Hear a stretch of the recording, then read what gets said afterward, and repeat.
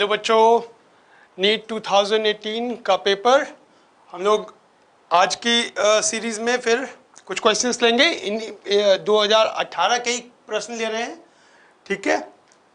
तो आज हम लोगों ने जो क्वेश्चंस लिए हुए हैं वो क्या है, कुछ क्वेश्चंस अभी जैसे जैसे देखते चले जाओगे आप।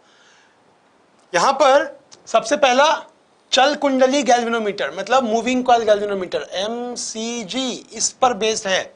अच्छा, धारा सुग्राहिता और वोल्टता सुग्राहिता, ये दोनों बातें हमें समझनी पड़ेगी। एक बार जरा उसको हम रिव्यू कर लेते हैं, उसको समझ लेते हैं कि क्या होता है।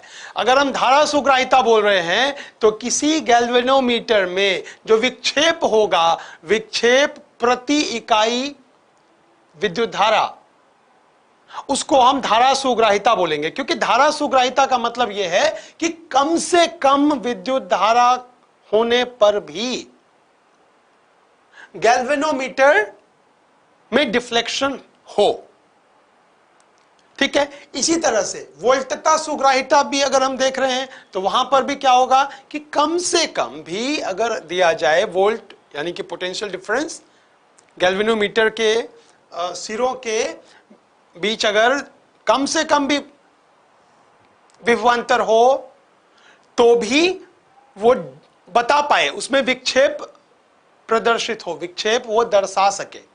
सो वोल्टता सुग्राहिता और धारा सुग्राहिता ये दोनों ही बहुत महत्वपूर्ण हैं। इस तरह के प्रश्न पूछे जाते हैं, 2018 में पूछे गए हैं, इसके पहले भी पूछे गए हैं। इस तरह की चीजें बहुत जरूरी हैं समझना।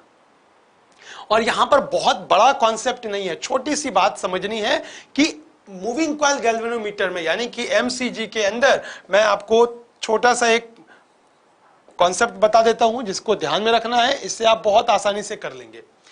मूविंग कॉइल गैल्वेनोमीटर में हम क्या कहते हैं कि अगर कोई कॉइल है, कॉइल में अगर विद्युत धारा प्रवाहित हो रही है और उस कॉइल को हमने रखा किधर, हमने मैग्नेटिक फील्ड के अंदर रखा, तो क्या होगा, उसमें क्या होगा, विक्षेप होगा, ठीक है। उसमें विक्षेप होगा, कहीं ना कहीं क्या होगा, वो कॉइल जो है, कॉइल अपनी जगह से घूमेगी, एक बार घूमेगी, टॉर्क होता है उसके ऊपर इसलिए वो घूमेगी, बल आघूर्ण होता है इसलिए वो घूमेगी। अब यही चीज अगर हमने उसके साथ एक निर्देशक उसमें जोड़ दिया तो क्या होगा, उसमें वो प्रदर्शित होगा, वो पता चलेगा कि अच्छा ये घूम गया। अब तो धारा अगर प्रवाहित हो रही है कॉइल के अंदर तो क्या होगा, वो पॉइंटर बताएगा कि हाँ यहां पर विक्षेप हुआ है। तो इसके लिए जो समझना है हमें, बल आघूर्ण जो कॉइल को विक्षेप दे रहा है और बल आघूर्ण, अब वहां पर एक स्प्रिंग लगा हुआ होता है, मूविंग कॉइल गैल्वेनोमीटर में एक स्प्रिंग लगा हुआ होता है। वो क्या करेगा, वो जो एक बार घूम कर जितना गया उसी के बराबर वो उसको वापस लाने की कोशिश करेगा। तो बल आघूर्ण दोनों परिस्थिति में बराबर होता है, क्या, NIAB और यहां पर K इंटू अल्फा। अल्फा ले लिया मैंने विक्षेप, अल्फा क्या ले लिया, विक्षेप। किसमें विक्षेप होगा, किसमें विक्षेप हो रहा है, ठीक है। ये विक्षेप का कोण है, विक्षेप का कोण, ये समझना है, ठीक है। और ये जो है ये एक बहुत ही जरूरी स्थिरांक है, ठीक है, जो किस बात पर निर्भर करेगा, ये इस बात पर निर्भर करेगा कि जो हमने मूविंग कॉइल गैल्वेनोमीटर के अंदर जो कॉइल को लटकाने के लिए और स्प्रिंग का जिस तत्व का हमने उपयोग किया है, फास्फर ब्रॉन्ज का, वो फास्फर ब्रॉन्ज का ये कांस्टेंट जो है ये वो काफी कम होगा। इसके बारे में भी बात करेंगे। अब यहां से सबसे पहले ये क्या हुआ, उस कॉइल को घुमाने के लिए जो बल आघूर्ण चाहिए वो ये है, और वो स्प्रिंग जो है, स्प्रिंग का उतना ही परिमाण में विपरीत दिशा में बल ये लगेगा जो उसको वापस अपनी यथास्थिति में लाने के लिए लग रहा है। स्प्रिंग की अपनी वो खासियत है, ठीक है। तो विक्षेप कितना होगा, विक्षेप होगा, क्योंकि यहां पर समझना बहुत जरूरी है, विक्षेप अगर हमें ध्यान में आ जाएगा तो फिर हम क्या, धारा सुग्राहिता और इसके बारे में भी हम अच्छे से जो सूत्र है वो हमारे दिमाग में रहेगा। तो विक्षेप का मतलब यहां पर क्या आया, NBA बटा के, NBA बटा के गुना आई, ये हो रहा है विक्षेप। ठीक है, अब अगर विक्षेप की हमें बात करनी है, विक्षेप का हमें निकालना है धारा सुग्राहिता, यानी कि उसकी धारा सुग्राहिता निकालनी है, तो क्या होगी, धारा सुग्राहिता के लिए निकालना पड़ेगा विक्षेप बटा विद्युत धारा। ठीक है, तो विक्षेप का कोण तो हमने समझ लिया कि विक्षेप का कोण ये होता है। अब धारा सुग्राहिता और वोल्टता सुग्राहिता के लिए हम समझते हैं धारा सुग्राहिता, धारा सुग्राहिता, धारा सुग्राहिता का मतलब सीधा सीधा होगा, मैं इसको IS लिख देता हूं। ठीक है, तो इसका मतलब होगा विक्षेप बटा प्रति इकाई विद्युत धारा, विक्षेप प्रति इकाई विद्युत धारा जो होगा वो सुग्राहिता होगी, धारा सुग्राहिता होगी। ठीक है, तो इसका क्या मतलब हुआ, ये निकल कर आ गया NBA/K। ठीक है, तो ये K जो है ये नियतांक बल आघूर्ण बटा विक्षेप के बराबर होता है। ये K क्या है, यहां पर K है बल आघूर्ण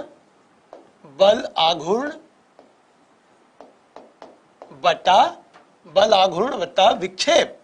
ठीक है, विक्षेप का कोण, ठीक है ना, ये जो है फास्फर ब्रॉन्ज का सबसे ज्यादा होता है। कई बार यह भी पूछा जाता है कि धारा सुग्राहिता किसी चल गैल्वेनोमीटर की बढ़ाने के लिए क्या करने की जरूरत है, तो उसके लिए हमें K की वैल्यू बढ़ानी पड़ेगी, K की वैल्यू छोटी होनी पड़ेगी, ये K की वैल्यू छोटी होनी पड़ेगी। ठीक है, इसको भी समझ लेते हैं, K की वैल्यू छोटी, तो किसके लिए ये फास्फर ब्रॉन्ज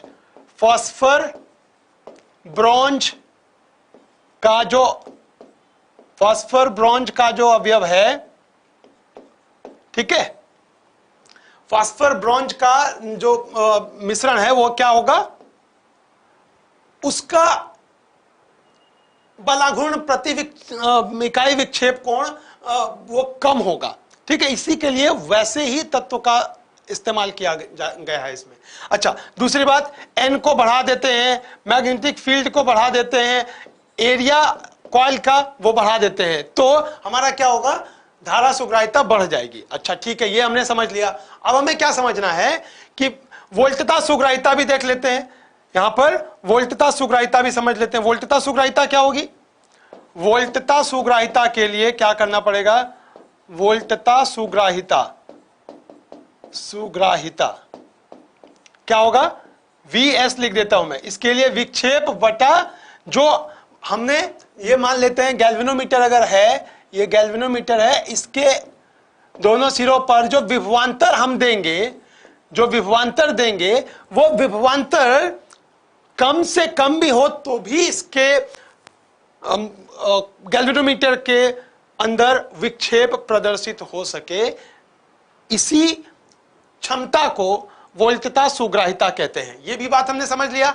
अब इसको ध्यान में रखते हुए हम क्या कह सकते हैं, यहां पर देखते हैं, इसको देखते हुए हमारे दिमाग में यह बात सीधे सीधे तौर पर आ सकती है कि यहां पर धारा सुग्राहिता बटा गैल्वेनोमीटर का रेसिस्टेंस यानी कि प्रतिरोध, ये क्या है, धारा सुग्राहिता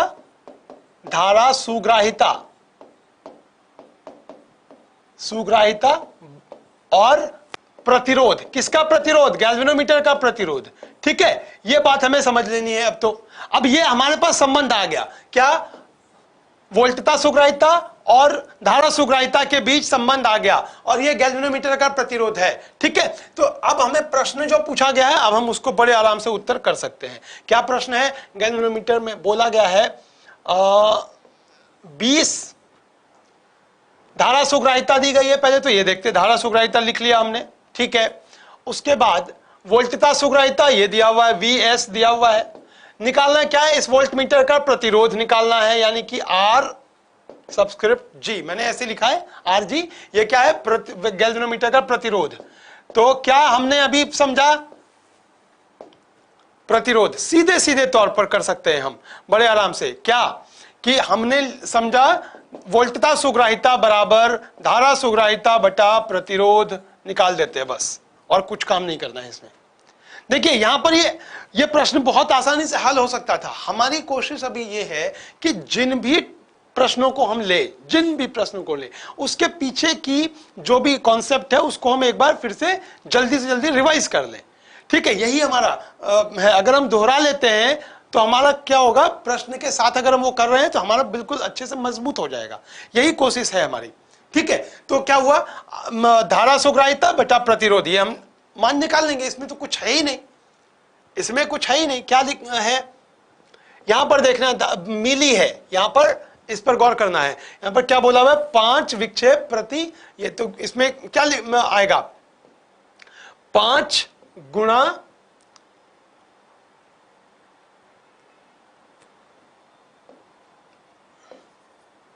कितना होगा, 5 बटा 10⁻⁻3, मतलब 5000 ले सकते हैं क्या। ठीक है, और Vs कितना है, हमें जब Rg निकालना है, Rg क्या होगा, Rg जो निकलेगा वो धारा सुग्राहिता बटा वोल्टता सुग्राहिता होगा। वोल्टता सुग्राहिता कितना दिया हुआ है, 20 वोल्ट प्रति 20 विक्षेप प्रति वोल्ट, यही दिया हुआ है। ठीक है, तो अगर ये दिया हुआ है हमारे पास, यही हमें है दिया हुआ, विक्षेप प्रति एम्पियर ये हो गया, क्योंकि यहां पर प्रति मिली एम्पियर दिया हुआ था तो मैंने इसको एम्पियर में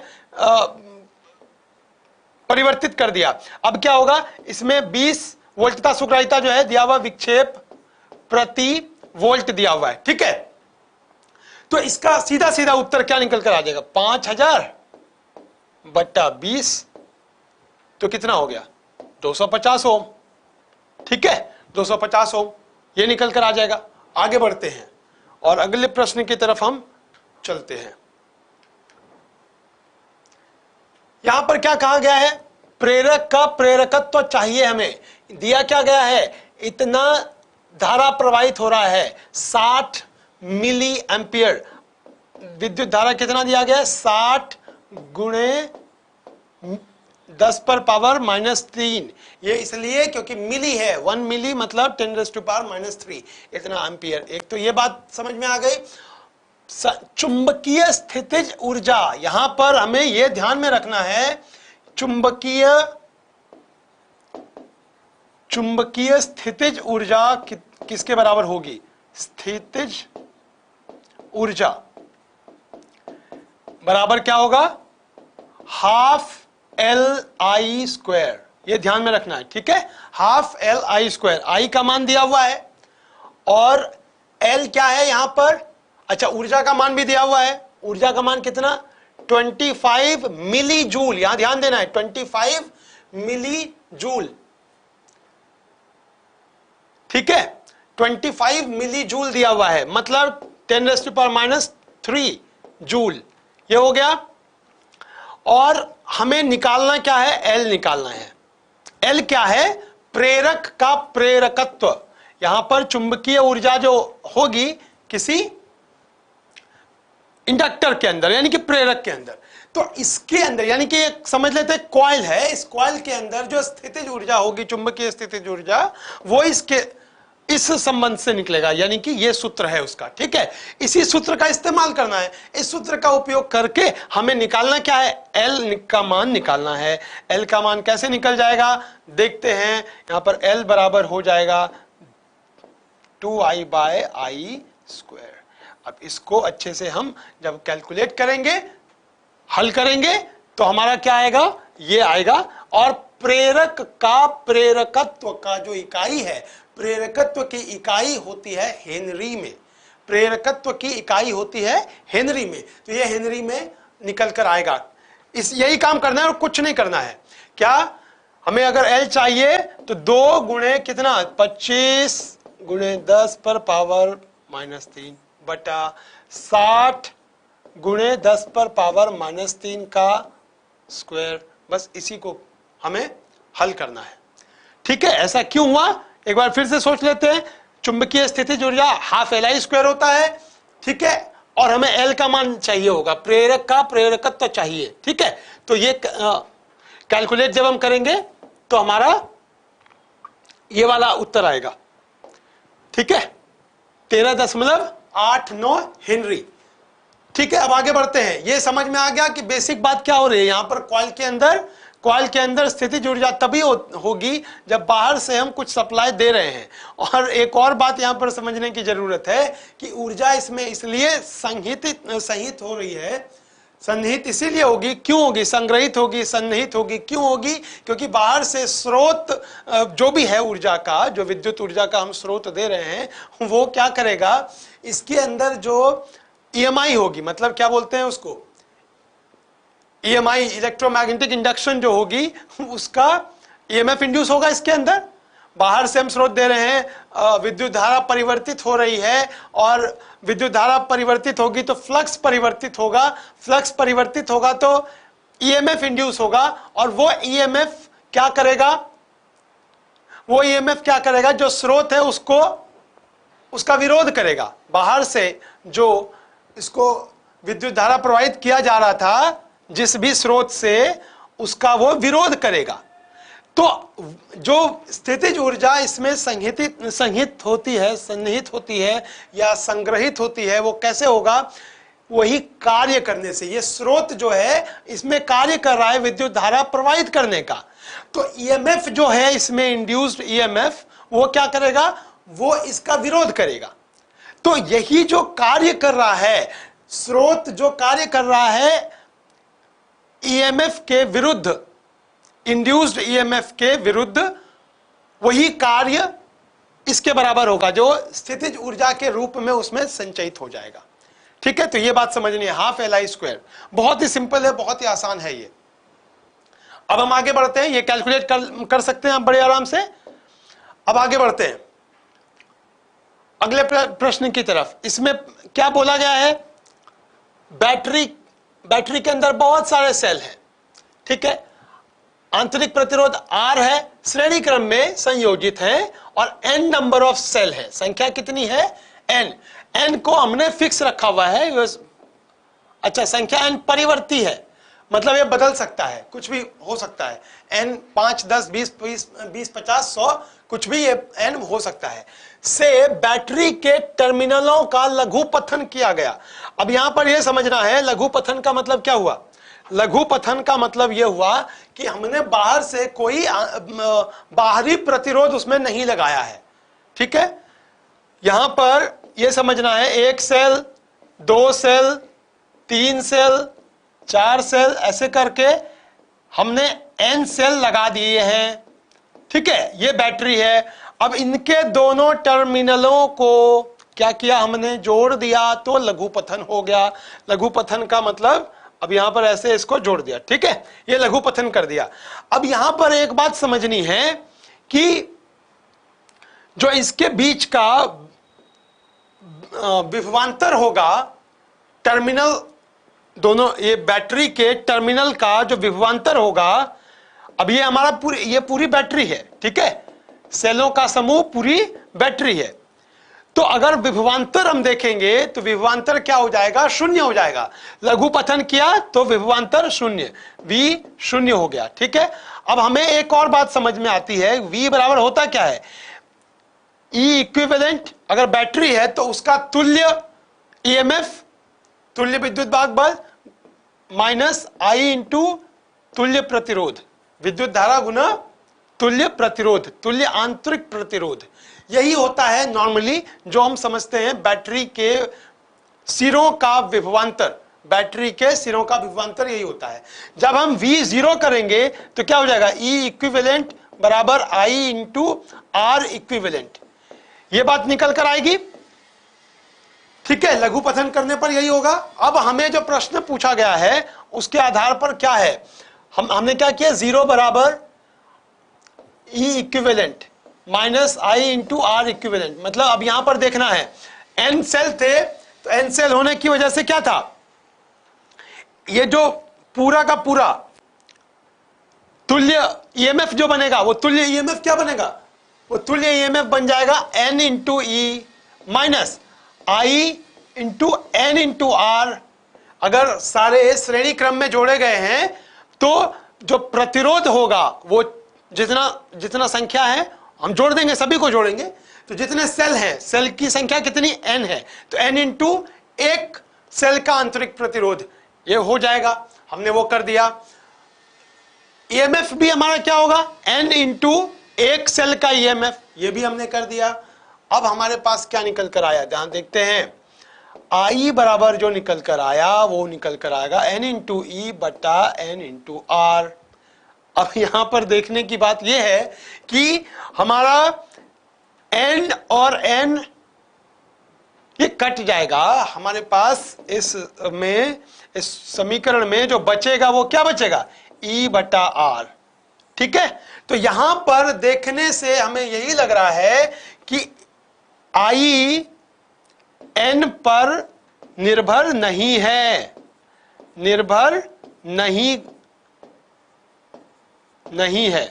ठीक है, अगर ऐसा हो रहा है, अब ग्राफ देखते हैं, अब ग्राफ देखते हैं। ग्राफ क्या है, ग्राफ बोला गया है जो दर्शाया यहां पर, ग्राफ कौन सा, आई और n के बीच में ग्राफ है। क्या सेलों की संख्या बढ़ाने पर इस परिस्थिति में जो विद्युत धारा है उसका मान परिवर्तित हो रहा है, नहीं हो रहा है, क्योंकि यह विद्युत धारा जो हमने अभी प्राप्त किया वो n पर निर्भर नहीं कर रहा। आप देख रहे हैं हमारे समीकरण में n नहीं आया अब, इसलिए वो स्थिर होगा, नियत होगा। तो बस हमारा जो उत्तर है वो यही है, उत्तर ये निकल गया हमारा उत्तर। ठीक है, यानी कि n बढ़ाते जाओ i फिक्स्ड है, i की वैल्यू फिक्स्ड है, n बढ़ाते जाओ i का मान स्थिर है, i का मान n पर निर्भर नहीं करेगा इस परिस्थिति में। ठीक है, मजेदार प्रश्न है ना, बहुत मजेदार प्रश्न है, बहुत ही आसान और बहुत ही मजेदार। ठीक है, आगे बढ़ते हैं। अब ये 11वीं का प्रश्न है और बहुत बढ़िया तरीके से इस प्रश्न को समझते हैं। मेरी कोशिश रहेगी कि या इसमें जो टूल का इस्तेमाल होगा, जिस सूत्र का इस्तेमाल होगा, जिस कॉन्सेप्ट का इस्तेमाल होगा, वो मैं बता दूं आपको, बहुत बढ़िया तरीके से आसानी से समझ में आ जाएगा। क्या बोला गया है, 3 पिंड है। अब ये 3 पिंड का नाम दिया हुआ है, कौन कौन से हैं, एक ठोस गोला है, एक पतली वृत्ताकार चकती है और एक वृत्ताकार छल्ला है। ठीक है, जिनमें प्रत्येक का द्रव्यमान m तथा त्रिज्या r है। बहुत बढ़िया, समान कोणीय चाल से अपनी सममिति अक्षों के परितः चक्रण कर रहे हैं। इन्हें विरामावस्था में लाने के लिए किए जाने वाले आवश्यक कार्यों के लिए कौन सा संबंध सही है। यानी कि यहां पर हमें क्या देखना है, कार्य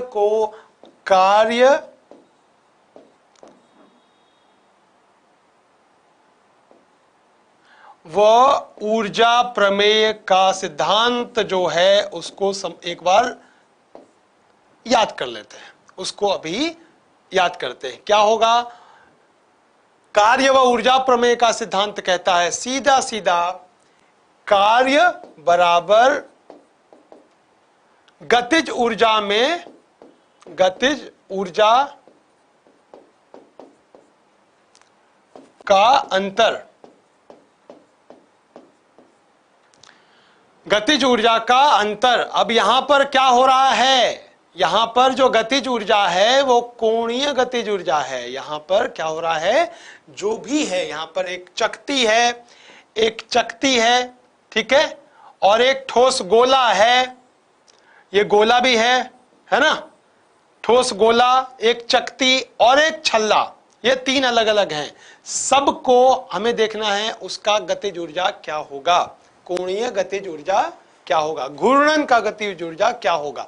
तो घूर्णन के गतिज ऊर्जा, अभी हमने समझ लिया कार्य को गतिज ऊर्जा के साथ हम संबंध कर सकते हैं, वो हमारा एक संबंध है। यह प्रमेय यही कहता है, कार्य बराबर किसी वस्तु पर कार्य जो किया गया वो गतिज ऊर्जा में परिवर्तन के बराबर होगा, गतिज ऊर्जा में परिवर्तन के बराबर होगा। अब यहां पर देखते हैं, पहले क्या हुआ, यहां पर एक को विरामावस्था में लाने के लिए, यहां ध्यान देना है, विरामावस्था में लाना है, यानी कि आखिरी जो है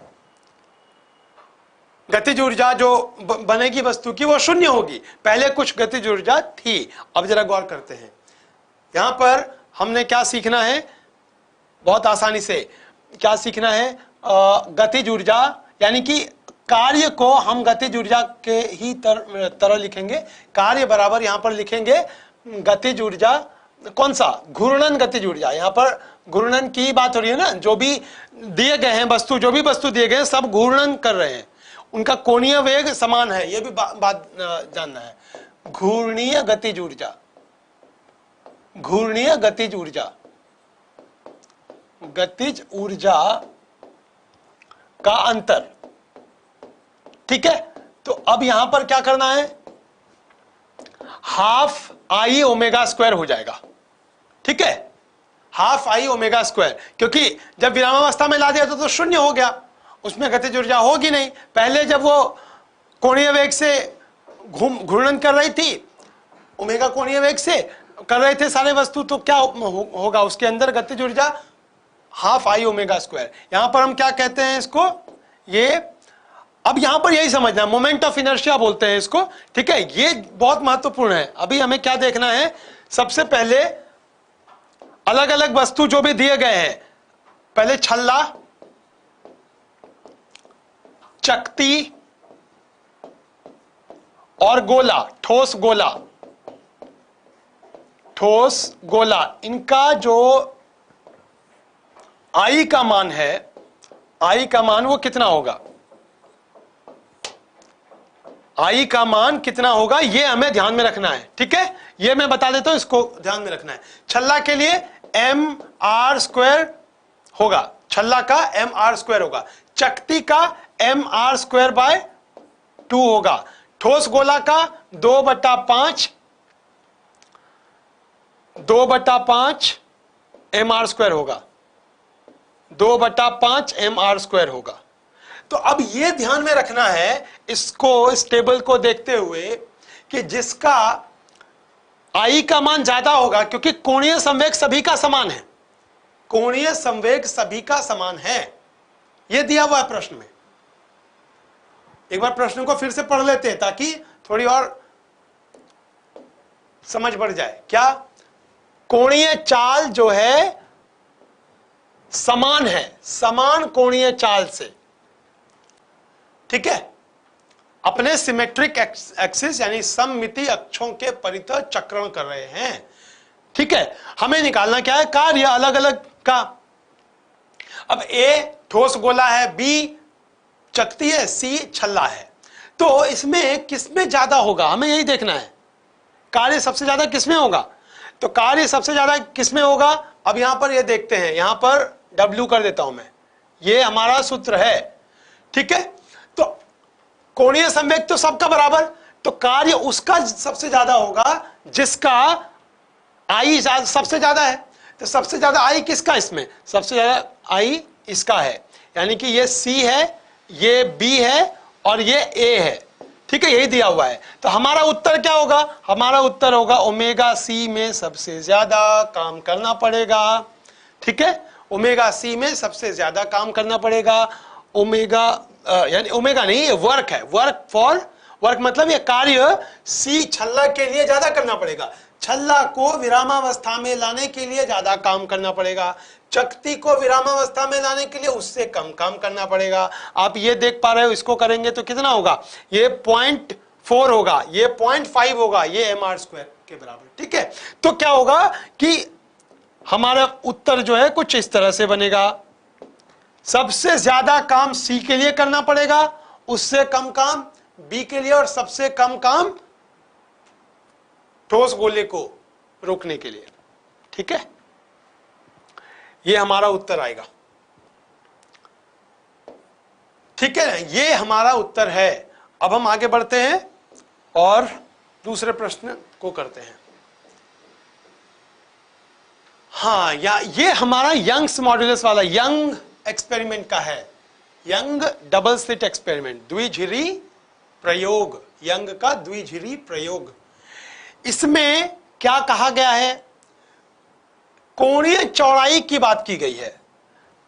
हम अगर इसको याद करें कि क्या होता है कोणीय चौड़ाई यंग के द्विझिरी प्रयोग में, तो बहुत आसान है। क्या है, कोणीय चौड़ाई कोणीय चौड़ाई क्या होगी? कोणीय चौड़ाई क्या होगा? लैम्डा बटा डी।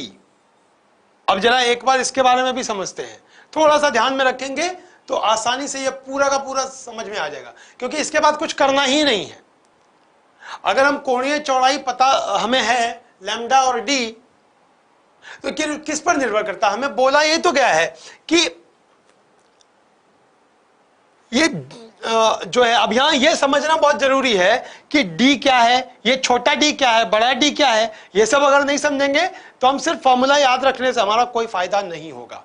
ठीक है, तो एक बार थोड़ा सा इसके बैकग्राउंड को समझ लेते हैं, कॉन्सेप्ट को समझ लेते हैं। द्विझिरी प्रयोग में, यंग के द्विझिरी प्रयोग में एक स्रोत है, इस स्रोत से ये वेव फ्रंट, ये प्रकाश निकल कर इस तरफ चल रहा है। ठीक है, अब हमने क्या किया, हमने ये दो झिर्रियां ली, दो झिर्रियां ली। अब इसमें क्या होगा? अब एक तरह से ये क्या किया हमने, जैसे मान लेते हैं कोई शीट है, प्लेन है, उसमें हमने दो छेद कर दिए। तो जाहिर सी बात है, ये जो प्रकाश का स्रोत है, ये प्रकाश का स्रोत से जब प्रकाश जाएगा हर दिशा में इस तरह से, तो यहां पर क्या होगा? यहां पर भी अब दो भाग में विभाजित हो गया, दो भाग में विभाजित हो गया। ये इधर से भी जा रहा है, ये इधर से भी जा रहा है। ठीक है, फिर ये बढ़ेगा, ये बढ़ता चला जाएगा, फिर ये बढ़ेगा, है ना। यहां पर क्या होता है, ये डॉटेड भी है और ये ऐसे चल रहा है। ठीक है, फिर ये डॉटेड का मतलब क्या है? उठना और गिरना, जैसे तरंग। आप थोड़ा सा इसमें ध्यान में रखना है, यहां पर छोटी सी बात आपको विजुअलाइज करनी है। क्या आप जरा परिकल्पना करें, क्या कर रहे हैं आप? पानी की सतह है, उसमें आपने दो कंकड़ एक साथ गिरा दिए, दो कंकड़ कुछ दूरी पर आपने कंकड़ यहां पर ऐसे गिरा दिए। अब जैसे ही गिराएंगे पानी की सतह ऊपर नीचे करती चली जाएगी। आप ये देखेंगे कि इसका एक अलग, दोनों का अपना अपना जो ये स्पंदन है वो होना शुरू होगा। ठीक है, और उनका आपस में टकराव होगा। ठीक है, उनका आपस में टकराव होगा। तो मान लेते हैं एक पत्थर की वजह से जो पानी की सतह ऊपर उठ गई थी, दूसरे की पानी की सतह भी ऊपर उठी, दोनों अगर मिल जाएंगे तो क्या होगा? वो थोड़ा और ऊंचा उठ जाएगा। इसी तरह से यही चीज प्रकाश में भी होती है कि अगर मान लेते हैं ये तरंग, जैसे ये है तरंग हमारा, ठीक है, ये तरंग है। अब एक और तरंग है, इसको भी ले लेते हैं। अब यहां पर इनको और इनको अगर जोड़ा जाए, कुछ इस तरह से जोड़े, एक जगह पे क्या हुआ, इन दोनों का एक समान वाला जो है ये इस तरह से जुड़ गया। दूसरा वाला ले लेते हैं, यहां पर इसको हमने दूसरा तरंग लिया, ये दूसरा, ताकि समझ में आए, हमने इसको एक दूसरा ले लिया। अब यहां पर देखना है कि इस परिस्थिति में क्या होगा, इसकी जो ऊर्जा होगी, प्रकाश ऊर्जा, इस परिस्थिति में जब इस प्रकार जुड़ेगी, इस प्रकार एक दूसरे के अंदर दखल देगी, तो क्या होगा? मजबूत होगी, ये प्रकाश की ऊर्जा बढ़ जाएगी इसमें। एक तो ये परिस्थिति है। दूसरी परिस्थिति में एक जो है, एक को हमने ऐसे लिया, एक तरंग का ये वाला हिस्सा, ऊपरी हिस्सा, और दूसरे तरंग का दूसरा हिस्सा, ऐसे। इस परिस्थिति में प्रकाश अगर ऐसे जुड़ेंगे तो क्या होगा? उनमें प्रकाश की जो तीव्रता होगी वो क्या होगी? घट जाएगी। ठीक है, तो यही बात समझनी है। यंग के द्विझिरी प्रयोग में हमें क्या मिलता है? यंग के द्विझिरी प्रयोग में हमें यहां पर स्क्रीन पर जो मिलेगा, ये पटल पर जो मिलेगा, ये पटल पर क्या मिलेगा? ये पटल पर वैकल्पिक रूप से एक बार अंधेरा, एक बार उजाला, अंधेरा उजाला, ऐसा कुछ होगा। ठीक है ना, ये पूरा एक पैटर्न बनता है। ये सेंटर पर जो करेंगे ये उजाला हो गया, फिर इधर जो करेंगे इधर अंधेरा है, ठीक है, ऐसे करके ये इस तरीके से बनेगा, ये ध्यान में रखना है। ये फिर उजाला, ये फिर अंधेरा, फिर ये उजाला, इधर भी। तो इस तरह से ये देखना है हमें, ठीक है, ऐसा एक पैटर्न मिलेगा हमें, यही इस का मकसद है। अब यहां पर जो बातें समझनी है उस पर क्या गौर करना है, देखते हैं। ये दो झिरी जो हमने लिया है, ये दो झिरी क्या है, यहां पर एक और ये दो, तो इनका ये स्क्रीन, यहां पर ये स्क्रीन है, ये स्क्रीन है, और ये दो झिरियों वाली सतह है, ठीक है। तो इनका आपस में जो दूरी है वो d है, कैपिटल D, और ये जो है ये स्मॉल d है, ठीक है। अब यहां से प्रकाश अगर यहां तक जाएगी, यहां से जाएगी, तो क्या हुआ, ये S1 ले लेते हैं, झिर्री 1, S2, झिर्री 2, और यहां पर हम देखते हैं कि भाई क्या होगा उन दोनों का, जब हम उन दोनों का सम्मिलित जो प्रभाव होगा वो क्या होगा उस बिंदु पर, हमें यही देखना है। अगर इस तरह से हम देखें तो क्या निकल कर आएगा कि इसके बीच में, अब यहां पर देखना यह है कि इनके पथ में ये वाला जो हिस्सा है, ये जो हिस्सा है, ये हिस्सा ज्यादा इसने तय किया, S2 से प्रकाश ने ये वाला हिस्सा ज्यादा तय किया, ठीक है, इतना ज्यादा तय किया, इसी को हम बोलते हैं पथ का अंतर, ठीक है। अब यहां पर हमें जो मैंने बताया था इधर, ये जो पट्टी है, सफेद पट्टी काली पट्टी, सफेद पट्टी काली पट्टी, सफेद पट्टी की चौड़ाई कितनी है और वो यहां से कितना कोण बनाएगी, यही है कोणीय चौड़ाई। तो सफेद पट्टी की चौड़ाई कितनी होगी, तो हम यहां पर बड़े आराम से समझ सकते हैं, हमने यहां पर लिखा ही है, सफेद पट्टी की चौड़ाई क्या होगी, लैम्डा बटा डी। लैम्डा क्या है, लैम्डा है तरंग दैर्ध्य,